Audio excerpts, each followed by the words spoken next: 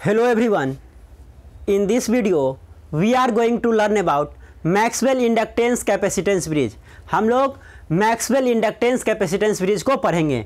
तो देखिए यहाँ पे R1 और L1 जो है अननोन इंडक्टेंस और रेसिस्टेंस है। R1 और L1 का वैल्यू निकालना है।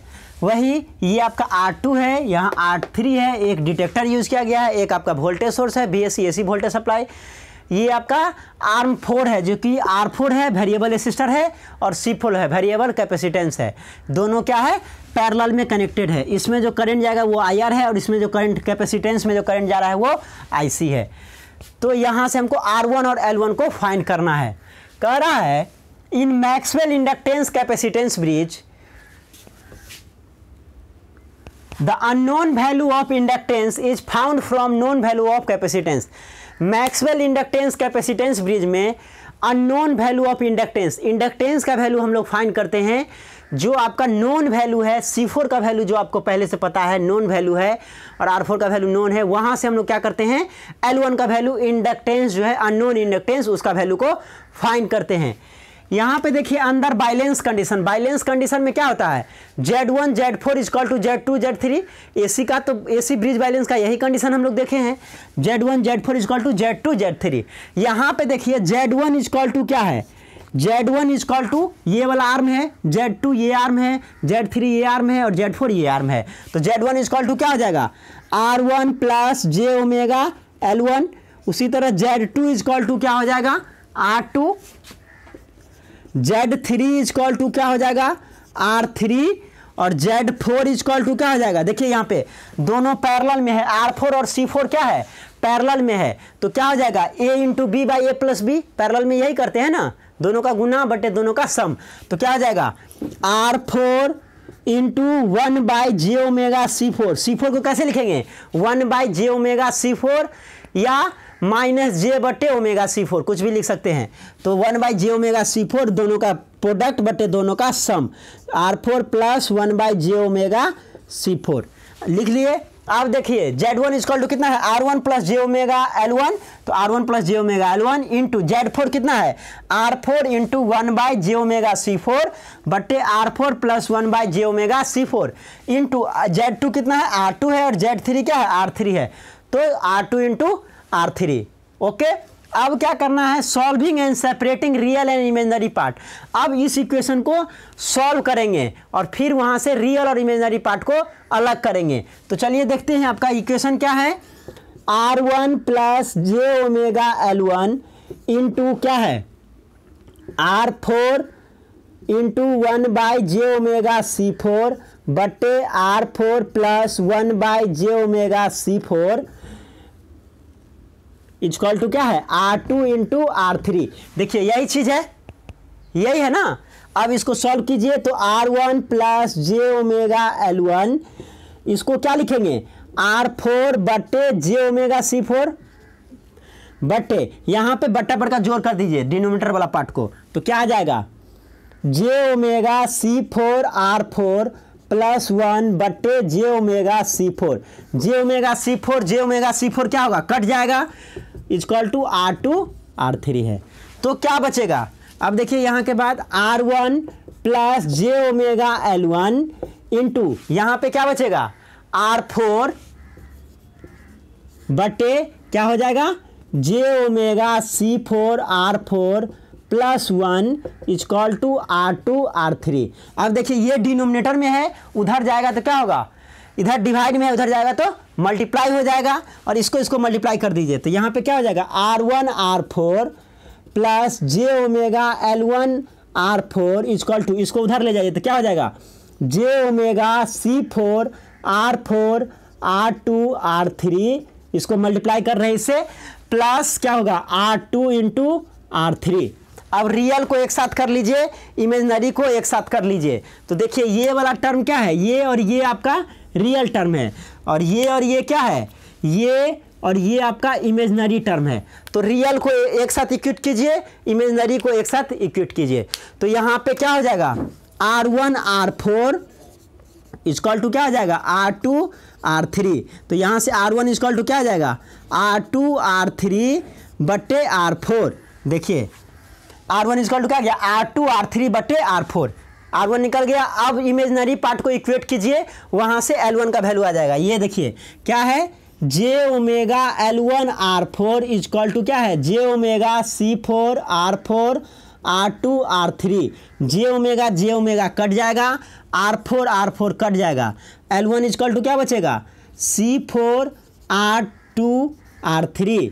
देखिए L1 इक्वल टू क्या है, C4 R2 R3 है ना। तो यहाँ से L1 निकल गया। अब देखिए R1 और L1 का वैल्यू निकल गया, तो क्वालिटी फैक्टर हम लोग निकाल सकते हैं।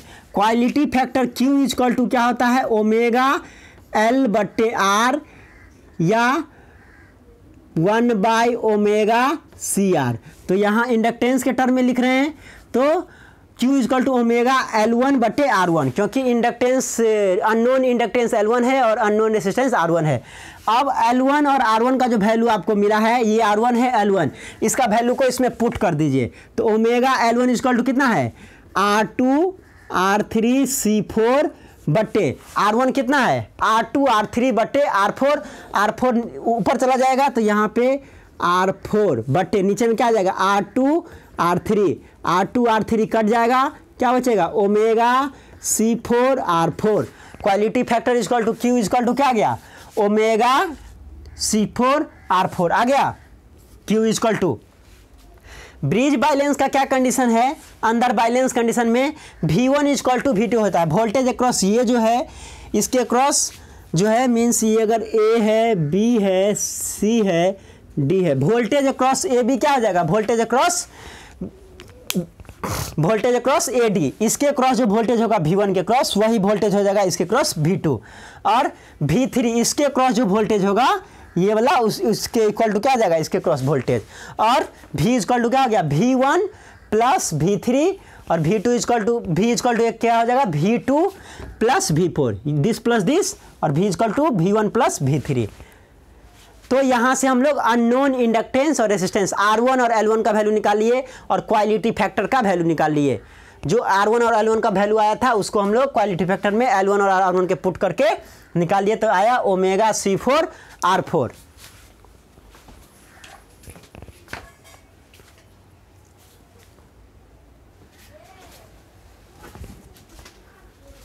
अब हम लोग एडवांटेज और डिसएडवांटेज देखेंगे। What are the advantage of Maxwell inductance capacitance bridge and what are the following disadvantage of Maxwell inductance capacitance bridge. तो एडवांटेज देखिए, कह रहा है if R4 and C4 are chosen as variables then faster bridge balance is possible as R1 and L1 becomes independent of each other. देखिए कह रहा है जब R4 और C4 को आप वेरिएबल चूज करते हैं, R4 और C4 वेरिएबल है, मैक्सवेल इंडक्टेंस कैपेसिटेंस ब्रिज में हम लोग देख रहे हैं R4 भी वेरिएबल है और C4 भी वेरिएबल है। तो जब R4 और C4 को वेरिएबल चूज करते हैं तो ब्रिज क्या होता है, ब्रिज बैलेंस फास्टर हो जाता है, क्योंकि जो R1 और L1 है वो इंडिपेंडेंट ऑफ ईच अदर, एक दूसरे से इंडिपेंडेंट रहता है। ठीक है। सेकेंड एडवांटेज क्या है, the value of R1 and L1 are independent of frequency.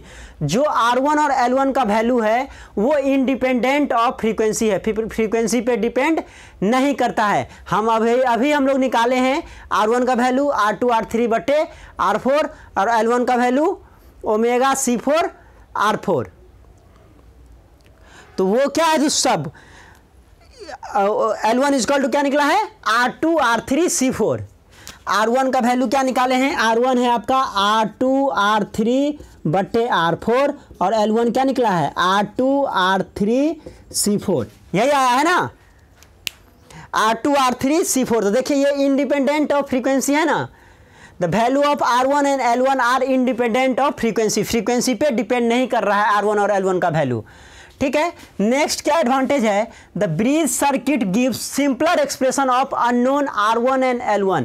जो अननोन रेसिस्टेंस R1 है और अननोन इंडक्टेंस L1 है उसका सिंपलर एक्सप्रेशन देखता है। देखिए यहाँ पे R1 equal to R2 R3 बटे R4 है और L1 इक्वल टू क्या है R2 R3 C4। तो क्या है, एक्सप्रेशन बहुत ही सिंपल एक्सप्रेशन है, तो ये भी एडवांटेज हो गया।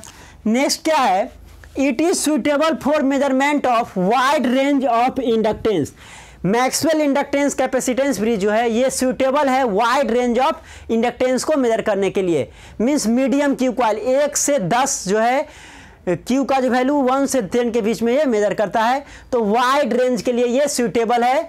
Wide range of inductance at audio and power frequency, audio और पावर फ्रीक्वेंसी पे ये वाइड रेंज में इंडक्टेंस के वैल्यू को मेजर करता है। तो ये भी इसका क्या हो गया, एडवांटेज हो गया। नेक्स्ट डिसएडवांटेज है, what are the following disadvantage of Maxwell inductance capacitance bridge. तो देखिए पहला है this is not suitable for measurement of high and low Q coils. Maxwell bridge है, मैक्सवेल इंडक्टेंस कैपेसिटेंस ब्रिज, तो Maxwell bridge से केवल हम लोग मीडियम क्यू कॉइल मेजर करते हैं। क्यू का वैल्यू 1 से 10 के बीच में होगा, उसी को हम लोग मेजर करते हैं। तो मैक्सवेल इंडक्टेंस कैपेसिटेंस ब्रिज से हम लोग हाई और लो क्यू कॉइल्स को मेजर नहीं करते हैं, हाई और लो को क्यू कॉइल को मेजर नहीं करते हैं, केवल हम लोग मीडियम क्यू कॉइल को मेजर करते हैं। तो ये इसका एक डिसएडवांटेज हो गया। दूसरा क्या है, the bridge circuit requires a variable standard capacitor which is expensive. इसमें क्या चाहिए, एक वेरिएबल कैपेसिटर चाहिए, C4 जो है वेरिएबल कैपेसिटर चाहिए, स्टैंडर्ड कैपेसिटर चाहिए, जो क्या होता है एक्सपेंसिव होता है, महंगा होता है, तो ये थोड़ा कॉस्टली हो जाता है। तो ये भी क्या हो गया इसका डिसएडवांटेज। तो हम लोग देखे इस लेक्चर में मैक्सवेल इंडक्टेंस कैपेसिटेंस ब्रिज, जिसमें हम लोग मीडियम इंडक्टेंस को मेजर करते हैं, R1 और L1 जो अननोन रेसिस्टेंस और इंडक्टेंस था उसका वैल्यू फाइंड किए, फिर हम लोग एडवांटेज और डिसएडवांटेज देखे। Thank you for watching this video, thank you so much.